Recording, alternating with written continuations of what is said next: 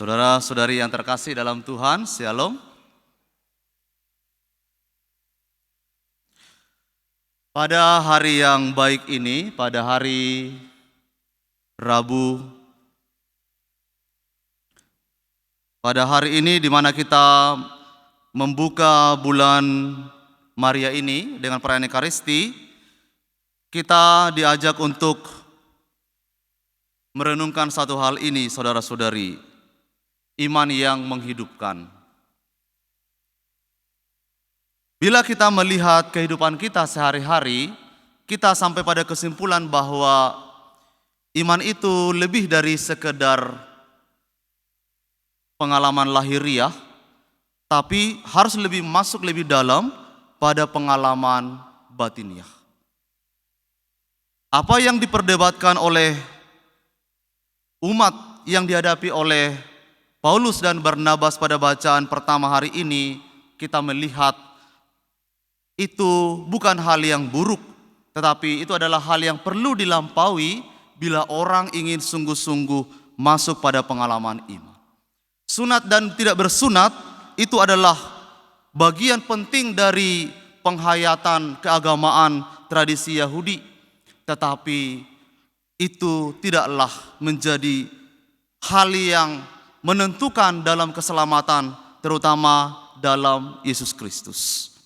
Maka nanti yang paling penting ialah bukan soal bersunat atau tidak bersunat, tetapi yang paling penting itu adalah soal hati yang mau terbuka pada Allah. Paulus dan Barnabas nanti akan sampai pada kesimpulan bahwa kita diselamatkan bukan soal karena tentang hukum-hukum, bukan soal karena sunat tidak bersunat, tapi karena hati kita ini telah menjadi milik Tuhan.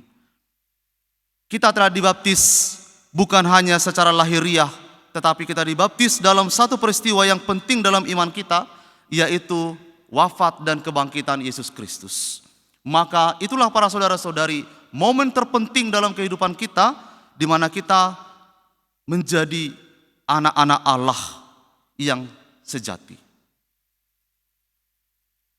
Kemudian para saudara-saudari, Yesus hari ini mengajar kita tentang pokok anggur yang benar. Saya yakin Bapak Ibu, saudara-saudara sekalian, bila hari Minggu kemarin ikut gereja, sudah mendengar khotbah tentang Injil ini, bukan? Jadi jangan ragulah, ya. Jangan bahwa Anda tidak mengerti tentang Injil ini. Tapi poin penting para saudara-saudari dari Injil hari ini ialah bahwa Yesus sebagai pokok anggur itu menjadi jaminan bagi Anda sekalian, bagi saya untuk bertumbuh dalam iman. Untuk menjadi pribadi yang bertumbuh itu haruslah kita selalu melekat pada Yesus Kristus yang adalah pokok anggur yang benar. Gambaran ini hanyalah tidak mencakup semua kebenaran tentang Yesus sebagai sang kebenaran itu. Ada pokok yang bagus yang besar, buahnya jelek. Ada pokok yang bagus, buahnya tidak enak. Tapi bila Yesus sebagai pokok anggur, pasti buahnya baik. Buahnya sungguh menyenangkan. Kita ini adalah ranting, harus melekat pada pokok anggur. Saya selalu merenungkan para saudara-saudari, ranting itu tidak punya pilihan untuk menempel selain harus melekat pada pokoknya. Kalau ada ranting yang bisa ditempel-tempel pada pokok-pokok itu, pokok yang satu dan pokok yang lain, itu hanya menghabiskan sisa hidupnya saja. Ranting itu tidak akan bertumbuh dengan baik. Pasti dia lama-lama akan kering, dikumpulkan, lalu mati atau dibakar. Seperti dikatakan dalam Injil hari ini. Demikian juga dengan jiwa kita, bila kita ini hanya sesekali melekat pada Yesus, lalu pada saat yang lain melekat pada pokok yang lain, atau dalam bahasa yang lain suka jajan rohani, maka dia hanya akan mengulur waktunya, pada waktunya dia akan kering, layu, mati. Saudara-saudari yang terkasih, maka Yesus ingin menegaskan kepada kita supaya kita ini tidak punya pilihan selain kita melekat pada Yesus, supaya kita menjadi jiwa kita ini hidup, bertumbuh dan menghasilkan buah yang baik. Maka sabda Yesus ini luar biasa. Tinggallah dalam aku dan aku tinggal dalam kamu. Gereja itu hidup karena tinggal dalam Yesus dan Yesus tinggal di dalamnya. Sebab di luar Yesus, Bapak Ibu tidak dapat berbuat apa-apa. Kita sebagai gereja tidak dapat berbuat apa-apa. Inilah saudara-saudari yang mau diwartakan kepada kita hari ini. Kita sebagai gereja haruslah menjadi kediaman Allah yang suci, yang selalu terbuka kepada. Supaya kita dapat mengerti apa kehendak Tuhan dan supaya kita mampu setia melakukan apa yang dikehendaki oleh Tuhan. Saudara-saudari, hari ini kita peringati pembukaan bulan Maria ini, kita tentu ingin secara lebih dalam, secara lebih intensif berdoa bersama Maria. Inilah yang dibuat oleh Maria. Maria itu telah membiarkan dirinya menjadi kediaman Allah yang selalu terbuka pada Allah. Maria telah membuka hatinya menjadi bait kediaman Allah. Yesus Kristus berdiam dalam diri Maria dalam kuasa Roh Kudus. Para bapak gereja, saudara-saudari, sejak awal mula gereja memberi satu gelar yang penting bagi Maria, yaitu Maria sebagai Theotokos. Maria sebagai pembawa Allah. Mengapa dikatakan pembawa Allah? Karena dalam diri Maria lah pertama-tama Allah itu mengambil tempat yang paling sempurna. Seringkali kalau Bapak Ibu nanti melihat ikon-ikon gereja perdana atau dalam sejarah gereja kita, sejarah spiritualitas gereja kita, Maria itu selalu digambarkan sebagai seorang ibu yang sangat anggun. Di dalam hatinya itu ada gambaran tabernakel.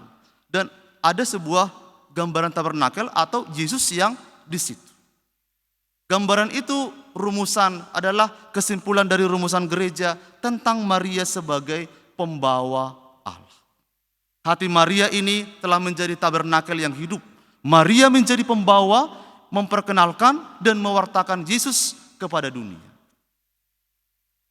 Oleh karena itu para saudara-saudari, sejatinya bila kita mau sungguh-sungguh berdoa bersama Maria, kita tidak hanyalah pendoa yang baik, tapi juga pertama-tama kita ingin menjadikan diri kita ini tabernakel yang suci. Menjadikan diri Anda ini sebagai pembawa-pembawa Allah yang kelihatan. Indah sekali kalau gereja itu sungguh hatinya kelihatan sebagai pembawa Allah. Theotokos yang bisa dilihat oleh dunia. Maka saudara-saudari yang terkasih, mari kita semakin mengintensifkan diri kita berdoa. Doa rosario saya tahu bukan hal baru. Saya tahu lingkungan-lingkungan kita ini di antara Anda banyak pendoa-pendoa rosario yang baik, yang tekun, yang sudah rutin mendoakan doa rosario. Tapi gereja ingin mengajak kita bersama-sama hari ini, mari lebih intensif lagi kita berdoa bersama dengan Bunda Maria. Kita menyapa Maria itu dengan sapaan yang spesial loh, saudara-saudari. Salam Maria, atau dengan kata lain, bersukacitalah Maria. Tuhan bersama, Tuhan serta. Maria penuh rahmat. Maria memang adalah pribadi yang satu-satunya yang paling pantas untuk bersukacita. Karena pada Maria lah Allah menyatakan kasih-Nya yang paling sempurna. Dan dalam diri Maria lah para saudara-saudari kita mengenal Yesus yang menjadi Allah yang menjadi manusia, Yesus Immanuel, Allah beserta kita. Maka saudara-saudari, semoga hari-hari kita pada bulan Mei ini sungguh-sungguh disucikan oleh Tuhan. Hati kita ini sungguh-sungguh menjadi tabernakel yang hidup, yang dapat menghadirkan Allah bagi banyak orang. Dan yang paling penting, kasih Tuhan berlimpah dalam hidup Anda sekalian. Tuhan memberkati.